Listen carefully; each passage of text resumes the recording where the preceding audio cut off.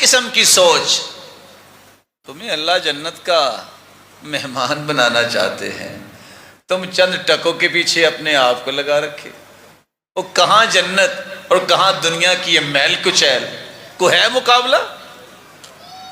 سطحی افکار نہیں، افق فکری مومن میں ہونی چاہیے، بلند سوچ. جب یہ بلند سوچ ختم ہوتی ہے تو پھر انسان شہوت کا شکار ہوتا ہے. بعض لوگوں کا ذہن ہوتا ہے اچھا جی آپ شادی کہاں کر رہے ہیں؟ ویسے تو نماز نموز نہیں پڑھتی، شادی کر رہا ہوں نیک میں کر ہی لوں گا. آپ تم بڑے ماشاءاللہ نیک ہو جو اس کو کر لو. سلف کہتے ہیں کہ ایک شخص نے ایسا ہی کیا، ایک خارجی عورت سے شادی کی کہ میں اس کو ٹھیک کروں گا، وہ خود خارجی بن گیا. تعجب کی بات ہے 20 سال اس کی زندگی گزری، اس نے نماز کبھی نہیں پڑھی، اور آپ دعویٰ کر رہے ہو کہ میں نماز پڑھا لوں گا. میں کیسے آپ پڑھا لو گے؟ جب چیز جو ہے وہ جب خریدنے جاتے ہو تو ٹوٹی ہوئی چیز آپ لے آؤ کہ میں اس کو بنا کے ٹھیک کر لوں گا. کمال نہیں ہے؟ کچھ لوگ ایسا ہی کرتے ہیں اپنی بیٹیوں کے ساتھ. بیٹیاں امانت ہوتی ہیں، ان کی ادائیگی صحیح کیا کریں. ظلم کرتے ہیں، ظلم کرنے والے والدین کی خواہشات کی بھینٹ چڑھتی ہیں تو بعض نیک عورتیں اور نیک بچیاں بھی چڑھ جاتی ہیں. نماز پڑھنے والی بچیاں، کیسی بچیاں جو پڑھی لکھی ہوتی ہیں، کیسی اللہ نے ان کو نیکی کی عادت دی ہوتی ہے، کبھی انہوں نے کوئی ایسی بات نہیں کی ہوتی، معاشرہ ان کا گواہ ہوتا ہے، ان کے رشتہ دار والدین اٹھتے ہیں ایسے شخص سے شادی کریں گے، اور حرص کیا ہے، طمع کیا ہے، مال آ جائے. نہ مال ہی ملتا ہے نہ دین ہی بچتا ہے. وہ سب سے پہلے ظالم اٹھتا ہے تو کہتا ہے تم ذرا مصلی کے قریب جا کے دکھانا، تم ذرا پردہ کر کے دکھانا، میں دیکھتا ہوں، لو لے لو مال. جو دین کو ترک کر کے اپنی بیٹیوں کے ساتھ یہ ظلم کرتا ہے کبھی چین نہیں پائے گا دنیا میں نہ آخرت میں. یہ بہت بڑا ظلم ہے. اور بعض لوگ تو اللہ معاف فرمائے جب ان کی خواہشات پوری نہیں ہو رہی ہوتی تو بیٹیوں کو بٹھا چھوڑتے ہیں.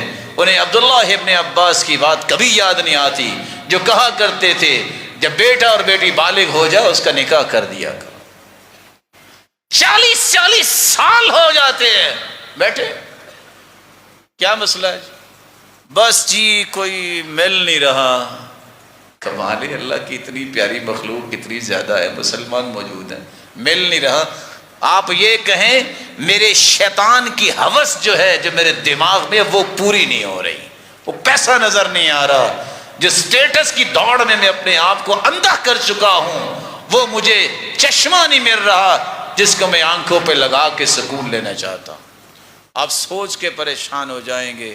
ایسا ہی ایک شخص جس نے اپنی بیٹی کا نکاح نہیں کیا، 40 سے ابو ہوگی، بیمار ہوگی، ہاسپٹلائز ہوئی، باپ کو بلایا، لیٹے لیٹے باپ کے سر کو پکڑا، کہا ابا جان میں ایک دعا کرنا چاہتی ہوں، بس جو بھی ہوا چھوڑ دیں، آمین پہلے کہہ دیں. باپ نے دیکھا کہ بیٹی تو بہت بیمار ہوگی، کہا بیٹا کرو دعا، آمین میں کہتا ہوں.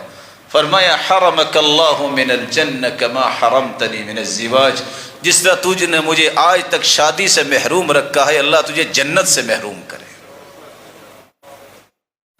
بد دعائیں. اس ظلم کی چکی سے اپنے آپ کو بھی اولادوں سے نکالو.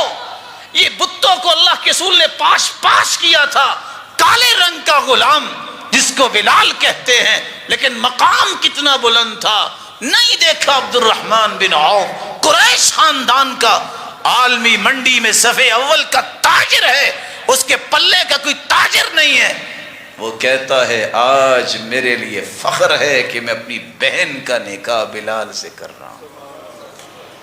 اور ہمارے خاندان کے موتی ختم نہیں ہوتے. ہم سمجھتے نہیں ہیں خریدا بھی سیدنا ابو بکر صدیق رضی اللہ تعالیٰ عنہ نے تھا بلال کو، لیکن جب بلال آتے تو کہتے بلال سیدنا، اور لوگوں بلال ہمارا سردار آ گیا ہے.